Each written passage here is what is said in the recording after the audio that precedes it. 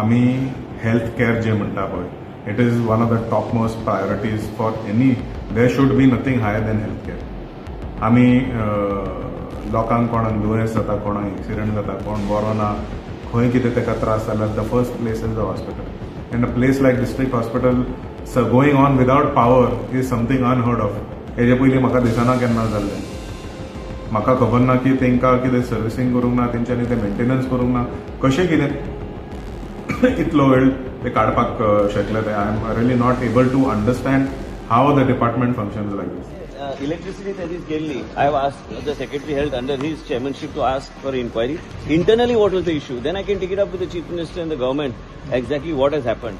आणि आयज कोणी म्हणटा आतां हांव उलयतालो सुदीन ढवळीकर कडेन तो म्हणटालो थंय आनी हायर कॅपॅसिटी जेन्सेट लोकांची लायफचो विशय आहा म्हणून इंटरनल पयली इन्क्वायरी जावंक जाय मागीर हांव मुख्यमंत्री